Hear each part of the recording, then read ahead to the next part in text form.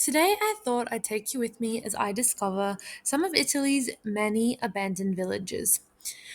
Fully abandoned villages can be found all over Italy, but most of them are concentrated in the south and center of Italy in regions like Abruzzo, Umbria, and Sicily, of course. These regions have become famous for the €1 houses trying to revitalize the villages, but the village we're going to look at today has been long since abandoned, since 1960 actually, and there's no chance of this one getting revived. Evidently, it is autumn here, and it's probably my favorite time to go into the mountains because all the leaves are orange.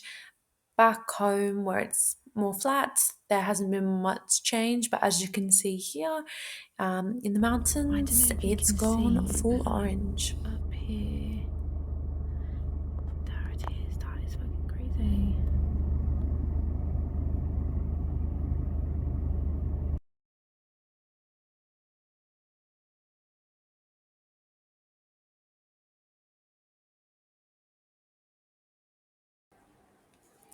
This abandoned village is called Narbona, and it is about an hour and a half, an hour 45 drive from the nearest major town, or I suppose they'd call it small city of Italy. It's called Cuneo in the Piedmont region. There aren't anywhere near as many abandoned villages in the regions of Piedmont and Lombardia, but there are quite a Okay, few, so especially look at in the where we are. mountainous areas. This is the first village, kind of in this super remote area. This is the village that I showed you before, like at the top of the hill, and you just can't believe it was ever built here. Let's have a look. But as you can see, there are still people living here because you can see, I don't know if you can see, but there is smoke coming out of the chimney. So this is not a ghost village, even though you'd think it would be, but it's really not. Let's go have a look anyway. I mean, really, it's in pretty solid condition. Let's have a look.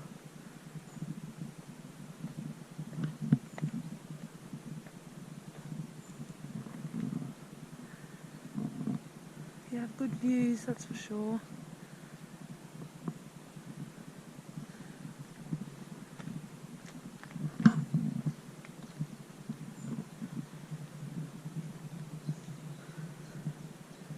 Rose garden still maintained, so it can't be that abandoned, can it? Alright, let's have a squeeze.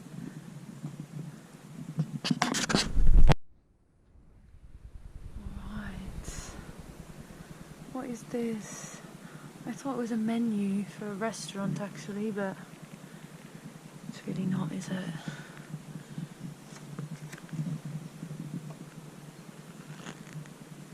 Hmm.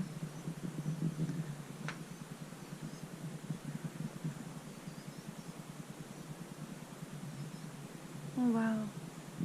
The views here are quite something. No, but I don't know if this is doing it justice, but the colours are like out of this world.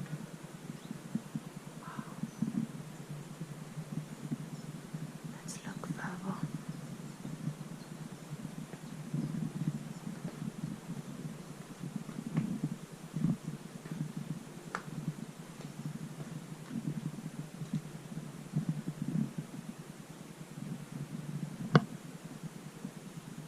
Hmm.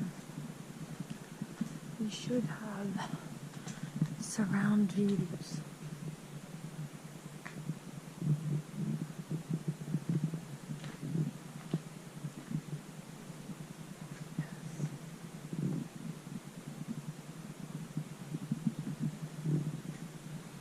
Okay, here we go. Surround mountain views. So cute. Honestly, I gotta say, this village is a lot bigger than I thought. And it's just adorable, which I assumed, as most Italian mountain villages are. Oh, I love it. This is very quintessential, the rusty bike. Wow, it's so cute. Hello. So the abandoned village we're going to is in this direction, I'm pretty sure. In a valley of this mountain somewhere. It's super, super remote. Only walking access. Unlike this metropolitan village that's still got smoke and you can drive right up to the entrance. What a modern pleasure. Okay, let's have a bit more of a look. The church, as any good Italian village has. Allora. Hey, look. You can see a village up there. 2 villages over there. Oh, and there's some life here, isn't there? You always just think, how did these villages come to be? Like, look how random, how high, only foot traffic.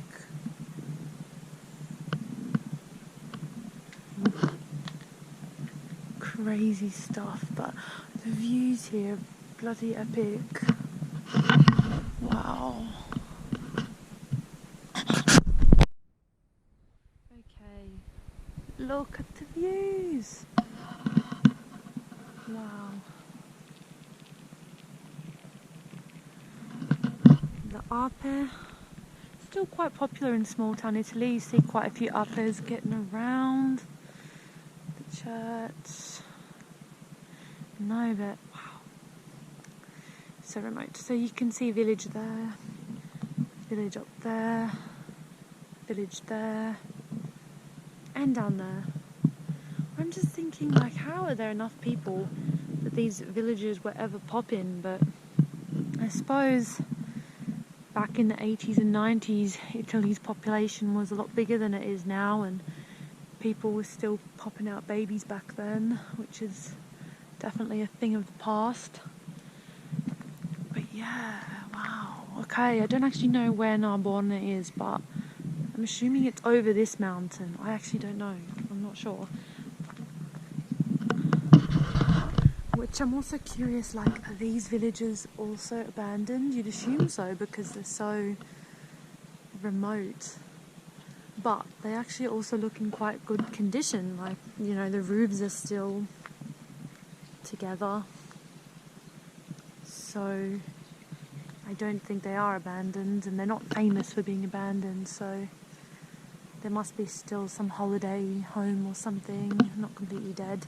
I mean, here is obviously not dead. Look at how good the garden condition is in. I can see a cat in that window, and there's even a bankomat sign on the door. Bankomat. Here is our local residence. There's that other bigger village down in the valley there we saw before. Honestly, back in the day, this is kind of like a bustling area. Like, look, there's your neighbouring big village where you go to Conad. Well, you know, the equivalent of Conad back in the day. Yeah, wow, I'm actually surprised by how much is going on around here. It's crazy. The church was locked. I tried to go inside, but I guess there's no mass anymore for the 2 residents of this village. No, but I'm impressed. It's like way bigger than I thought it was going to be. It's really bloody cute. Anyway, we must go on. We need to hike to Narbona, which I don't exactly know where the entrance to the trail is, but I think it's going to take me at least an hour to hike there, so that's what this video is about, right? Abandoned village ghost hunting, so we better start making our moves there. You know, considering how adorable and old school that was, I almost feel weird walking back to my car. It's like, what is this modern creation doing in such a timeless establishment? So yeah, it feels so weird going back to my car after being in this village that was totally not meant for cars. Coletto. I like this village. I give it a 9 out of 10. It is adorable. It's still got life in it though, so it's not going to count as Ghost Village Adventures, which means I still have to do my 1 hour hike to Narbona to count as a Ghost Village adventure, even though that is definitely not far from it. Also, my other question was, like, obviously there's still a bit of life here. What do people do in winter? Surely they don't come here in winter. I don't know, but like this road in winter, it's already sketchy as hell and there's no snow. I'm just thinking, there's no way people come here in winter. And maybe that's why it's so deserted, because people were like, for 6 months of the year, or maybe 4 or 5 months of the year, they couldn't leave the village, so that's why it's no longer popular. Okay, so I hope I'm doing it justice just how remote this is. So yeah, here is the sketchy road. It's super steep.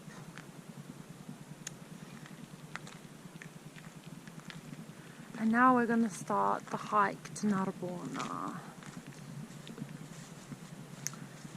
This is our destination. Here is where we want to go. Voila. I don't know much about these other villages, like if they're also abandoned. You'd think so. This one's even higher than Narbona, but I will talk more about it. But the problem with Narbona, why it was abandoned specifically, is because you'll see where it's positioned. It's in like a ridge between two valleys.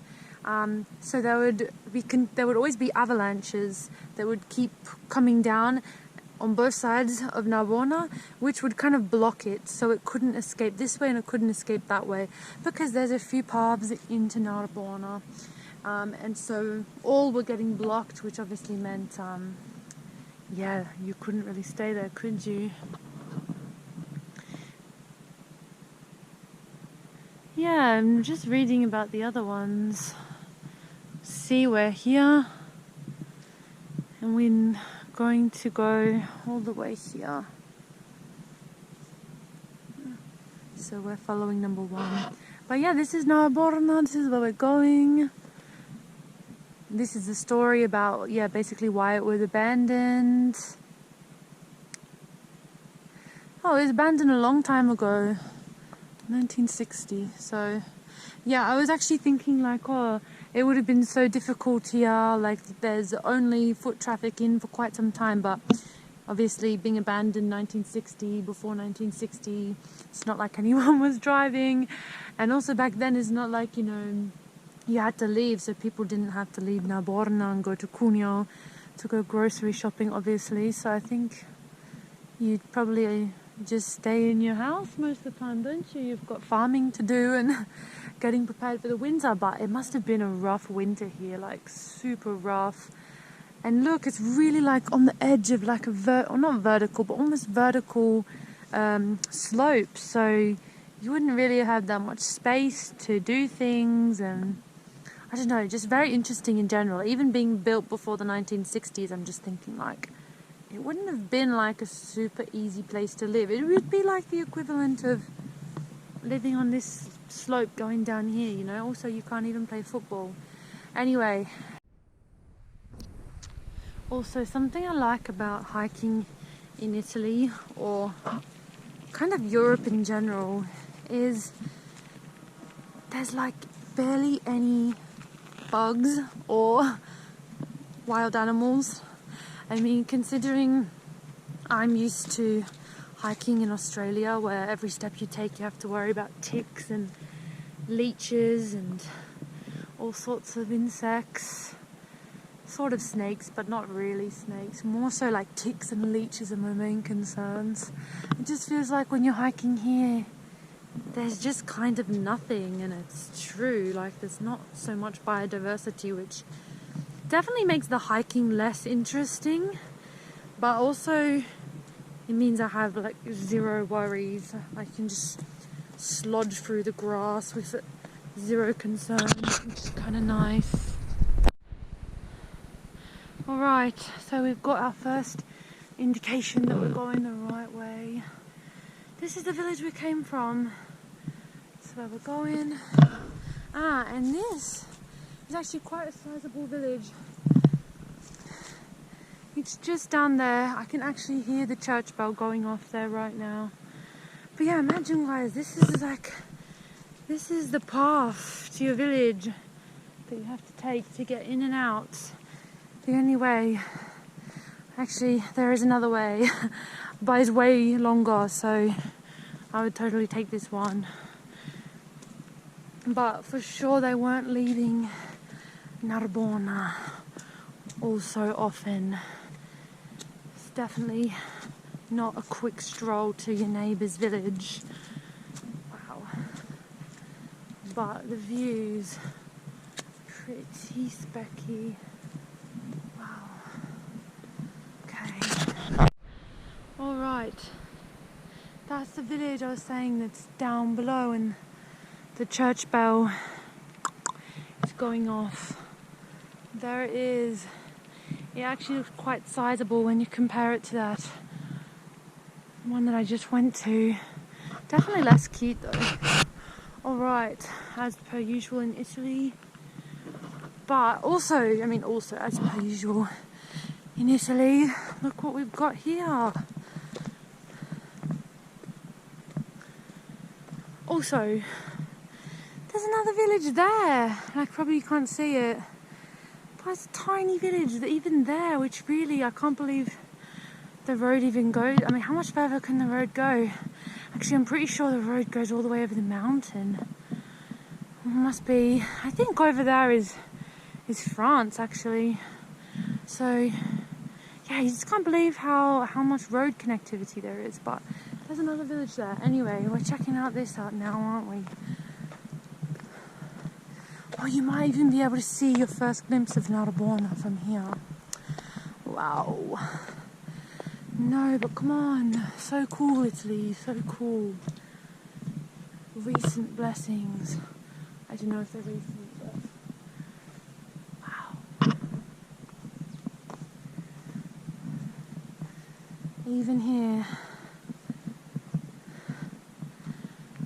Voila. Okay. Also, this is Italian. This, if I had to guess, maybe is Piemontese. Italy, as you probably well know, has a lot of regional dialects. And until Italy formed as one state, one country, I mean, Italian language didn't exist. They kind of got everyone to start speaking it to unionize the country, but yeah, before then everyone spoke their dialects. And so even still, like in this region that we're in now, Piedmont, a lot of the older people, like 60 plus, still speak Piemontese together. It's definitely dying out with the younger generation. They just speak Italian. As you can imagine now, especially, but not just now, also back in the 1960s and well before, life here was pretty difficult. I mean, it's obviously incredibly isolated, and once the economic boom started happening, the inhabitants began descending into the valley pretty quickly. But the final nail in the coffin that really saw everyone leaving was the continual avalanches that would see them trapped for God knows how long. And you can see when we get to the village, it seems that people really left in a rush, because you can still find like lots of shoes degrading to the elements. You can find firewood left out. You can find bottles and cookers. And it really looks like a lot of people left in a Guys, rush. great news. For sure you can't see it, but I see it with my naked eye. This is the first sight of Narbona. These are the empty shells of the houses. Been abandoned since 1960, so let's just say none are in top condition. But yeah, first view. Oh guys, look at these mushrooms. Those are some fat toads. Wow. Whenever I see these, I just want to like, you know, put a little object on them. Like, they just look like really good wall mounts more than anything. I just find them so cute. Would it be weird to have like those in your home as a wall mount? I don't know, I think it would look really... How close we are. Even the over-exaggerated signpost is saying 15 minutes up this little goat's trail. It's also very wet and muddy. Okay, here we go. The village is really starting.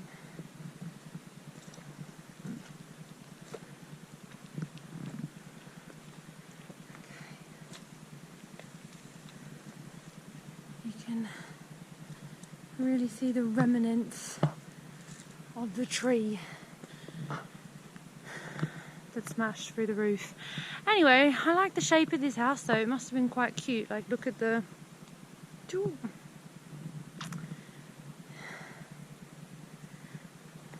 Let's keep exploring. Go to the center.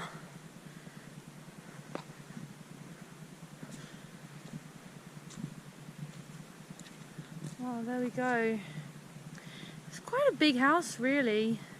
And again, it's on this vertical slope, so you can see it goes all the way down to here. And back up. Here we go. We can see the houses on the hill from below. And then this road takes us to the center. Even here, like not in the village, you kind of start to see the story of Narbona's demise, because you see a lot of these, like, you know, entrance to the valleys, like narrow entries as you get closer and closer to the village. And basically this pathway and the one up the top are the only two pathways in and out of the village. So both of them have like these narrow passageways, like, you know, here through the mountain. So in the case of an avalanche, you really are stuck, aren't you? And I think, you know, back before the 1960s, there were probably a lot more avalanches than there are today. And hence, they probably got blocked in a lot. Yeah, this is kind of like perfect avalanche pathway, really. Also, these people must have been quite fit, because look how steep this path is. Allora, here we are. Narbona Centrale. Okay, I guess this is the center. Wow. Honestly, all I can think is these houses were massive. Like, my house today is definitely like less than half the size of these ones. Alright.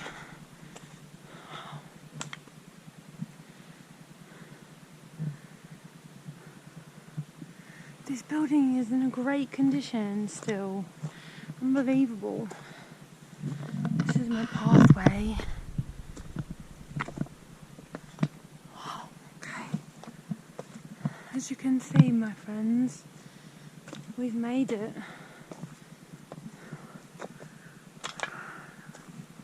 We've made it to Narbona. There's still quite a bit going on around here, isn't there? So, Valiera, maybe that's the village when you come in from the other side, I don't know. Oh, but this is Narbona. This part on the left, yeah, this is a mess. This has not preserved particularly well. Don't actually know what that would have been like. Were they just houses, or was it something else, like church? Because, like, especially this one here, you can see there's like drawings on the side of the building. I can't really tell what. I'm a bit too scared to walk over the rubble. Anyway, let's see if we can figure it out from above. Wow, there's still running water. What do you know? Okay. Yeah, your guess is as good as mine about what that was.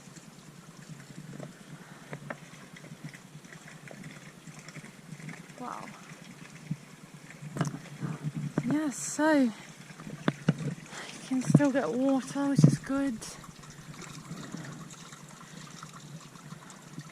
I love how the bank is giving itself a bit of advertisement, sponsorship, I suppose you could call it. Oh, actually, you can't drink the water.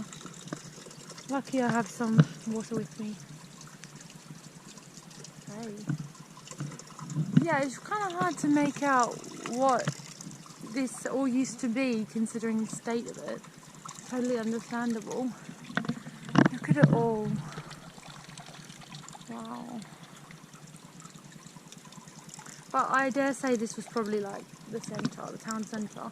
Because this to me looks like the church, don't you think? For sure it was the church. Actually, from here you also have pretty nice views out to the horizon. Anyway, let's see what's going on in here.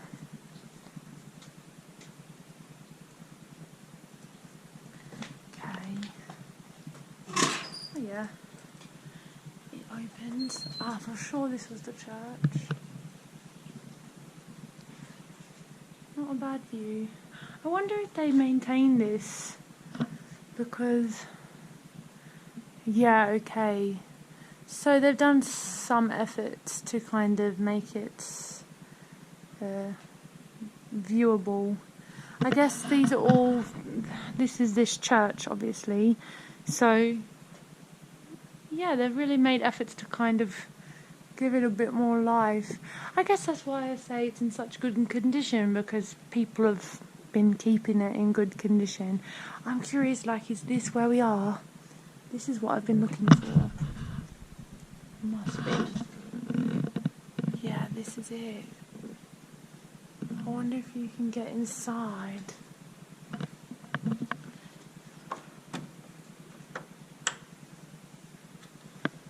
No, suppose not.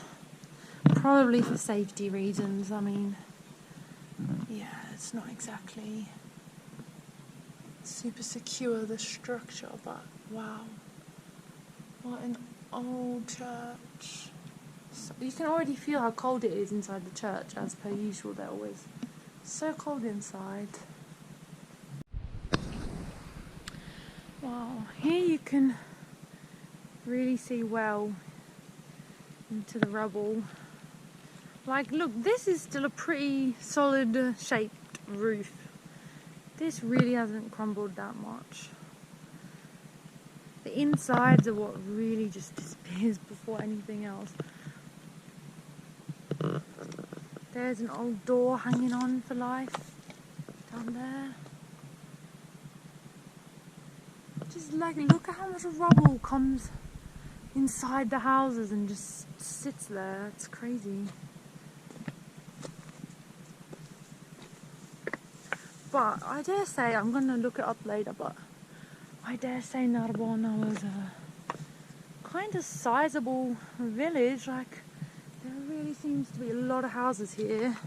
And interestingly, they're all like really, really close together. Like, if you look in here,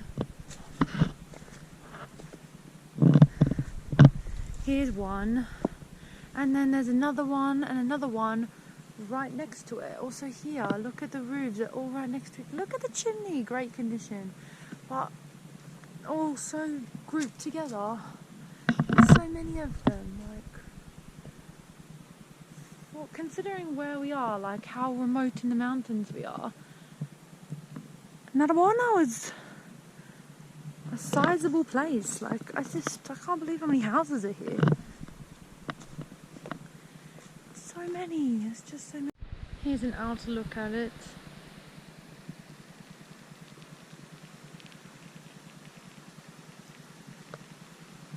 Wow.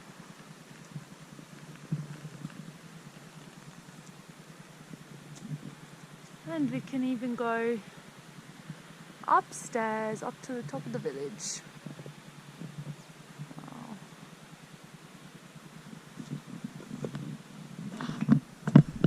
Check it out. Like, look at the size of these bloody doors. Surely this wasn't their entrance. Surely they weren't that short. It wasn't that long ago. I just can't believe how small the doors are. Oh, here we go. Yes. Look at this. This is like unbelievable. Like when they decided to abandon the village, what were they? Having a drink or something? Look, he's still got his viewing chair. Oh, so cute. And this tiny door again. Like, what is this? Wow. Again, the views. And also, again, so close together. Like, so many houses. It's unbelievable. Those ones, and then more up the top of the hill. Hope this doesn't fall on me. But this guy had a view, like. Okay, so we look through the door. Look what we got. There's the remnants of that chimney.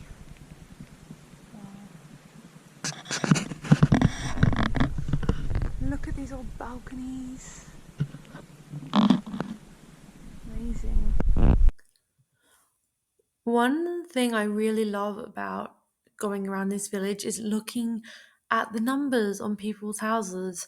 For some reason, it just makes it feel, I guess, so much more alive to me that people were truly here living a normal life. Because for me, it just seems so far fetched because I think I walked for 40 minutes to get here. So, yeah, for me, it just seems so far from reality that people lived here permanently, even though it was a long time ago. It still just seems like impossible, especially once winter sets in. And I guess it did eventually become impossible. Um, but it was also combined with the economic boom, like I mentioned before. So, yeah, of course, it was a mix of people seeking a better life. But not only that, like as you can see from my videos, it also would have just been really hard to do anything here, like growing crops, children playing. There's just no flat space, like zero.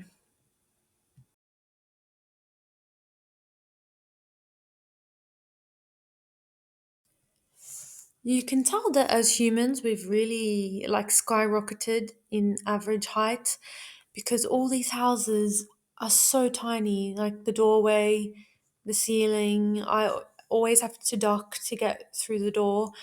They're just, yeah, they're made for short people, basically. And you see that also in the parts of Italy that are still inhabited. Obviously, a lot of houses in Italy have been there longer than 1960, even in the cities. And so, yeah, even the town I live in, when I like am in the center sometimes, I notice a lot of the houses, like obviously not the new ones, but the old ones, have really tiny doors that I would not like fit through standing up.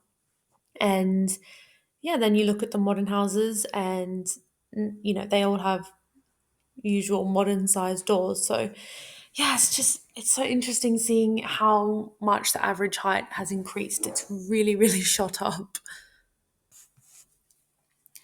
Interestingly, Italy is noted as being the European country with the most ghost villages. It's kind of hard to discuss or estimate why Italy is the country with the most ghost villages in Europe because a lot of the factors that have led to Italy having so many depopulated or ghost villages are not exclusive to Italy. The most countries in Europe have similar problems, which is yeah, migration for economic factors, natural disasters like this village we're in now, Um, and then, of course, the declining birth rates.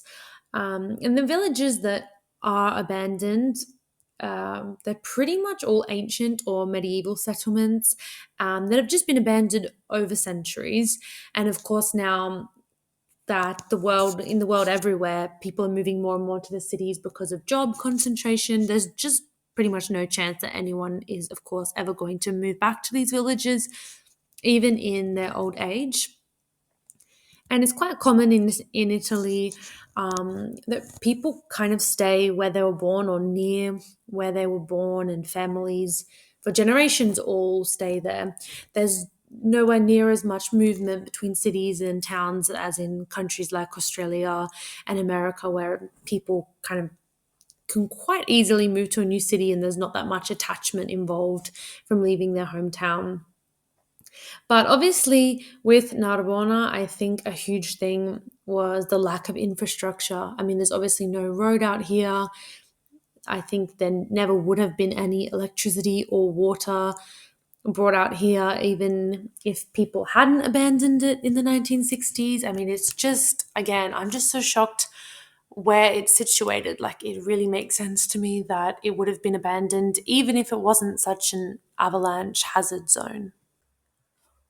While undeniably quite spooky out here, I must say it does have quite a spooky feeling. Maybe it's also because it's kind of a dreary, cloudy day that probably also has something to do with it. But also, the other part that makes it really spooky is just how dark it is inside. It's pitch black. You're also slightly afraid the ceiling might fall down on you while you're inside, so I try not to go too deep into the houses. But you have to commend them.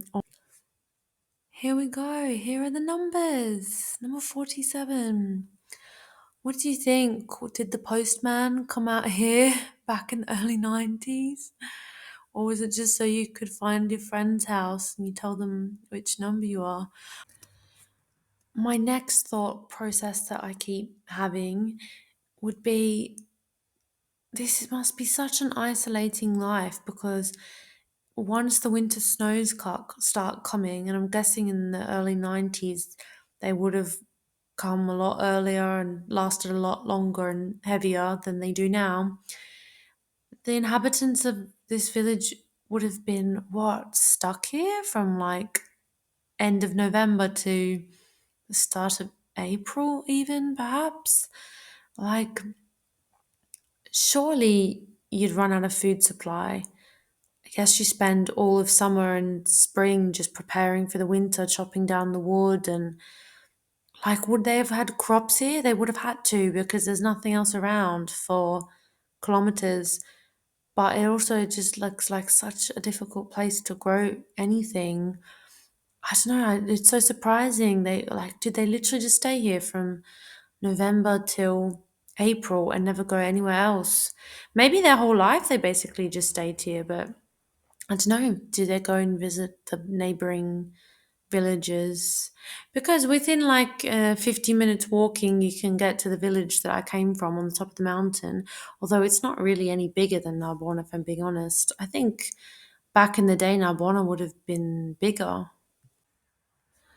Anyway, there we have it. This was the tour of Narbona, the closest ghost village to where I live.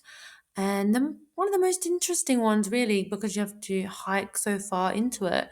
Many of the other ones, you can just drive to them. There's still a road, like it kind of seems from the outside like they're still inhabited. But this, even when you walk up to it, it is very clear that it's been abandoned for some time. But yeah, thanks for joining me while I go through this village. It felt less spooky while I was talking into the camera, to be honest. See you in my next video.